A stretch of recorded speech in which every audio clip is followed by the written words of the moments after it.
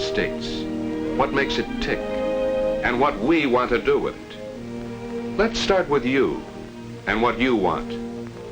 What does anybody want? Do you think you're different from other people?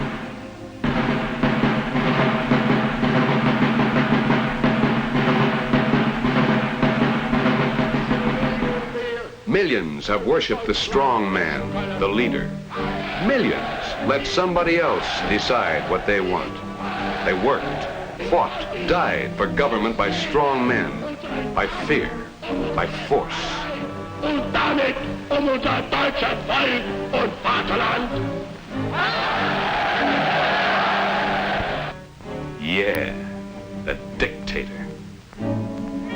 No, not everybody agrees. Over here, we don't like dictators. We don't worship the strong man. We worship as we please. Our government represents us, the people. Our government is our servant, not our master. We can work, we can fight too, that government of the people, by the people, and for the people shall not perish from the earth. That's what Lincoln said. Not that everybody agreed even then. Lincoln was shot, remember?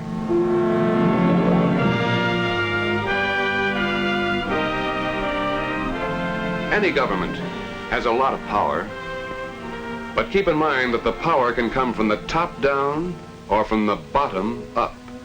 And it makes a lot of difference to you, what you can do and what you can't do, where and how you live and work.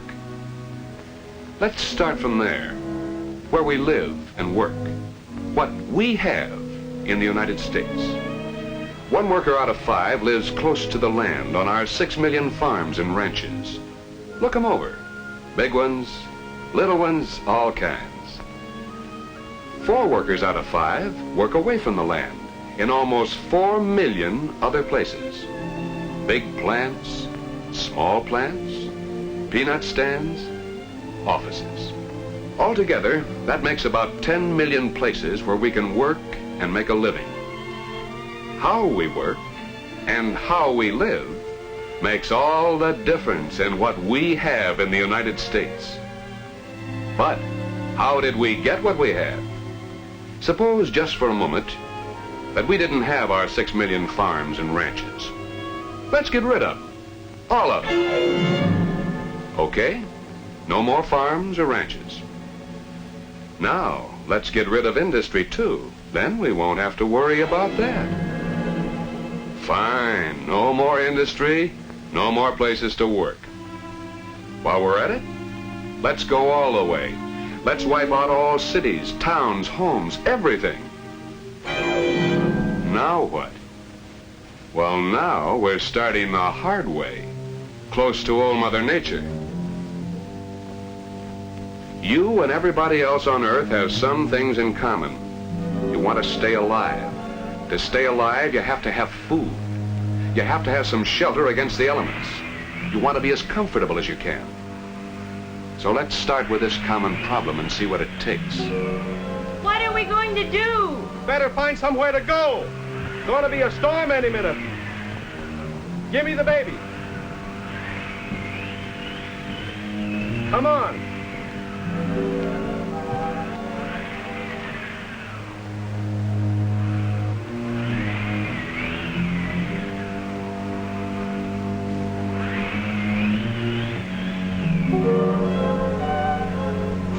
Well, it's better than nothing, I guess.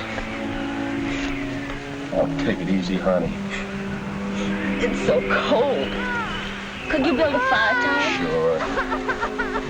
Gee, I don't seem to have any matches. Don't worry, we'll work out something. Looks like this might blow over. You stay here. I'll go out and see what I can find. Don't go far, Tom.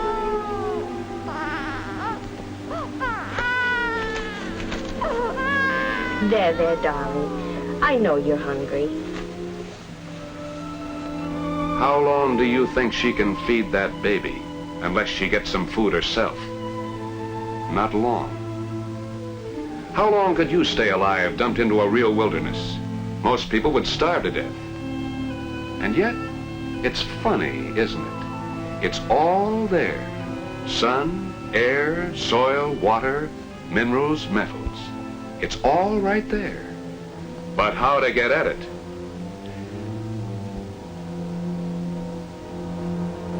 Let's say you're lucky to start with. You find some water so you won't die of thirst. No, but I need food. Food, shelter, and comfort. Food, yeah. I'm all right on that other stuff. You are now. But where are you going to get another shirt when that one wears out? Well, I don't know. But I'm not going to worry about that now. When the snow starts to fly, you'll worry about it. Plenty. I'm going to have a look around.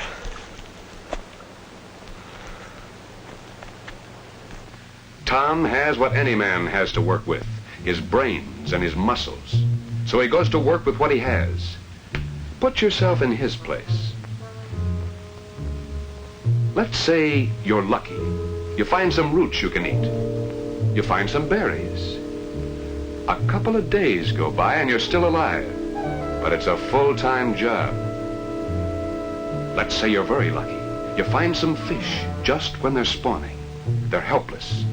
Now, this probably wouldn't happen to you, but let's make it easy. Let's say you get a couple of fish the way a bear does. Midge! Look what I got. Oh, I just flipped them out. I'm so hungry I could almost eat them raw. I don't know.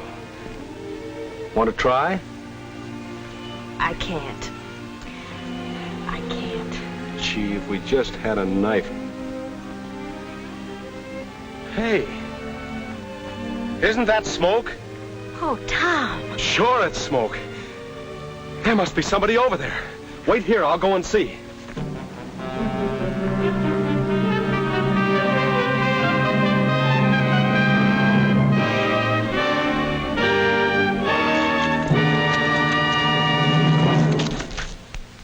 Where'd you come from?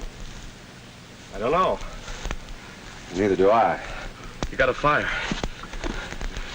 I wanted a fire, but I didn't have any matches. How'd you do it? It took me long enough to get going. I've been trying to do this ever since I found myself here. I started like this. See? Then I took my shoelace and did it this way. Gee, that's wonderful. Yeah. And that knife. Where'd you get it? I found the antler. I made it by rubbing it against the rocks.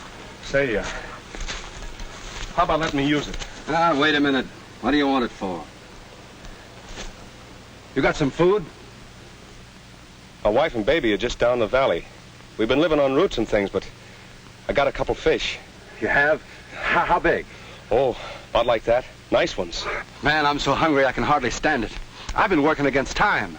I got a weak stomach and I figured I can't eat stuff raw. Look, let me buy one of those fish. What with? What do you think? Oh, well, I guess I haven't got any money. What would I do with money around here? Well, nothing, I guess. Look, let's put it this way. You give me a fish, I'll let you use my knife and cook on my fire. How's that? Wait a minute. Maybe I'll never find another fish. Listen, I gotta get something to eat. I'm so hungry, I'm sick, I've been working. Where are they?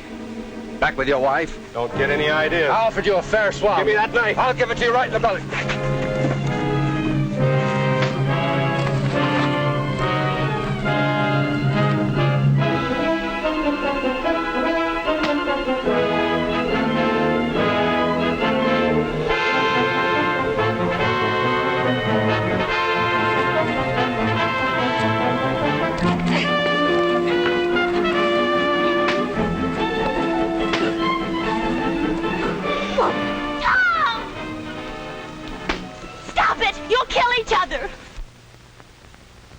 What's come over you, Tom? Grown men acting like savage. Tom's fighting for his life. So is the other man. Let's go back and see what this is all about. If you were thrown into a wilderness without a match or a knife or any tool, you'd be right smack up against nature. You'd be just the same, the same muscles, the same brains, and without tools, you might stay alive for a while. You might find some kind of shelter. You'd have to have food and shelter, and you'd want some comforts. To improve your situation, you'd have to take time out to make some tools. You can't be looking for food and make a knife at the same time. It takes work and time to get fire or any other tool. Incidentally, from now on, when we talk about tools, we mean anything that helps you get more food or shelter or comforts and helps you get them more easily. Getting food or shelter is a matter of life and death. And once you get something, and somebody else has something, you come up against the idea of swapping, of barter. Why can't we swap? One fish for the use of my knife and my fire. Well, what's wrong with that? I'd like to keep both fish. I need that knife and the fire. Okay, it's a deal. Life depends on food. And to fill your stomach, to put a shirt on your back or some kind of a roof over your head, there are only three things to work with: natural resources, your human energy, and tools. That's true anywhere, any place, anytime. Let's bring this out in another way. Everything in nature was here long ago. All the coal, the iron, the forests, the oil, the water, the land. Why didn't the Indians do more with it? The Indians had to have food, shelter, comforts. Didn't they raise better food, build better homes? Why didn't the Indians do more with all this? They had some tools. They knew how to make fire. They used fire to clear land. When the growth was burnt off, the Indian women planted corn like this, with a clam shell and a hoe made from the shoulder blade of a deer. Yes, they had tools, Stone Age tools, but they never improved their tools. And as a result, they couldn't improve their production of food, shelter, and comforts. Compare this with the pioneer farmers. Crude as the early wooden plows were, they worked better than animal bones or clamshells. Yes, they had tools, but the important thing is they improved their tools. They shod them with iron, and now we make them from steel. Powerful tractors pull them down the fields. If this farmer had lived when the country was young, it would have taken 9 farmers like him to free 1 man from the land. With a better use of brains and muscles, better use of nature, and above all, with more and better tools, the modern farmer can free 15 or 20 men from the land. That's a pretty good example of what we have. Something happened in this country to produce a titanic upsurge in human energy and spirit, to produce more and better tools, to produce more and better food, shelter, and comforts. What was it? What helped us get what we have? Let's start at the beginning. The founders of the country didn't have tractors or television sets or automobiles, but they did have a mighty faith in God and a big revolutionary idea about people. They thought governments ought to be the servant, not the master, of ordinary people like you and me. Have you ever read the Declaration of Independence? Men risked their lives for the principle that in this country, at least, we the people take our rights from God and set up a government to preserve and protect our individual rights. Think that over. The signers of the Declaration of Independence declared their belief that we are endowed by our Creator with rights to life, liberty, and the pursuit of happiness, which nobody, no person, no group, no political party, not even our government, can take away from us. This farmer has certain unalienable rights, responsibilities, and obligations, which are his birthright under the law. This worker has the same rights, responsibilities, and obligations, which are his birthright under the law. These workers can challenge their government, which is ordered to protect their rights. And these aren't idle words. On July 4th, 1776, we declared our independence. In 1788, we ratified our Constitution. And to this day, every officer, law, and division of American government has existed solely for the purpose of protecting our unalienable rights to life, liberty, and the pursuit of happiness. When you read the Constitution of the United States, notice it starts off with, "We, the people," and it's the oldest instrument of government in continuous use.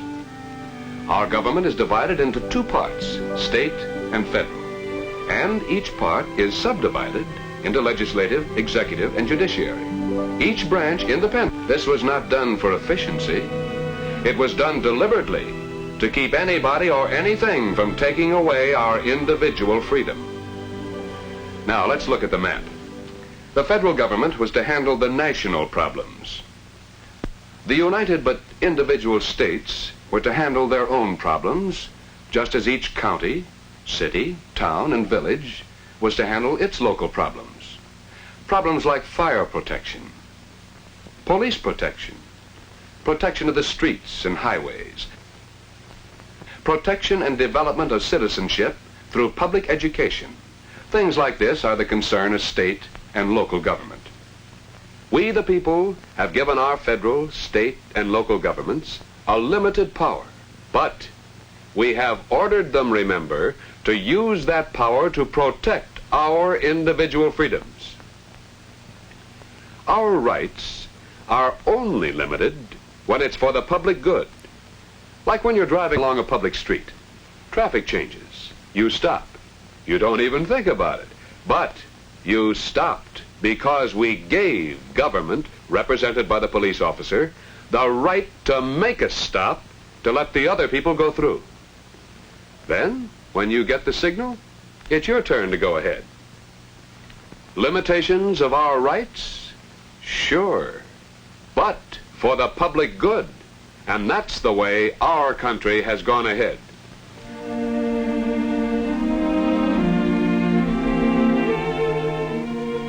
Just what does liberty or individual freedom mean to you? Freedom to do what? There's New York. Just what freedoms do the people down there have? And what difference does it make? How about San Francisco? Chicago. Is life in Chicago any different from life in Moscow, Shanghai, Paris, or any other city? Is this any different from a town of the same size in some other part of the world? There's a great difference, and it starts with a great gift of freedom. Here's a farm. 2 out of 3 farms like this are run by their owners. In other words, here's what we mean by freedom. Farmers are free to save, free to invest their savings, to buy and own their own farm, their own tools, their own stock, free to produce, to make a profit or a loss. It takes time, takes work, takes management, takes saving, takes careful buying and selling. It took this farmer 20 years to build up this herd, but it was worth the effort. Nobody can fool this man about what it means to own your own farm or to build your own herd. He knows where his tools came from and what a difference they make. He started out milking by hand. Now he does it this way and doesn't have to work so hard. And he produces more and better milk and cream. He gets more out of it, and so do all the rest of us. Don't sell freedom short. Freedom to work, to grow things, to make things. Freedom to buy and sell. Freedom to save and invest. We have these great freedoms in this country. You have them. Today, as you may know, we live on about 1/16 of the land area of the world. For every square mile we have, others have 15. For every worker we have, others have about 15. As far as nature and manpower go, the odds against us are about 15 to 1. Let's get this straight. All around the world, men want the same things: food, shelter, and comforts. And naturally, selfishly want all they can get. You do. I do. Everybody has this in common. All of us must use what we can find in nature, our own manpower, and the tremendously productive power of tools. Yet in our 10 million workplaces, with odds of 15 to 1 against us, we have half the productive power on Earth. That didn't just happen. There's a good reason why we have the best workers, the tools on Earth, why we're about 8 to 1 better off than the rest of the whole world. How do you think this came to be? What makes us tick? Let's talk about how we got what we have in these United States and what it means